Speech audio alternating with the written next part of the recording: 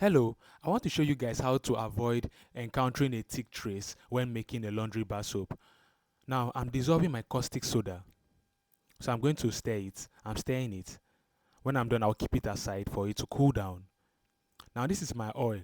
If you don't want to encounter a thick trace, the first thing you do is to warm your oil.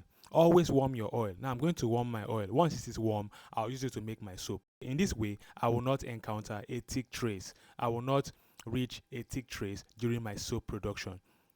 Now this container is too small, so I'm going to pour it into a bigger container. I poured my oil into a bigger container because the container was too small. I'm going to add my sodium silicate now. That's my silicate. I will stir. The next thing I'm going to be adding is my color. My color is oil soluble. That's why I'm adding to my oil directly. Now stir.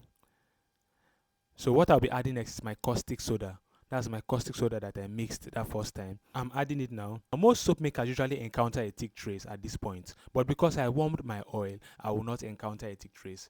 So this is how to avoid thick trace. You can see my mixture is still watery. I've added my fragrance and my mixture is still watery.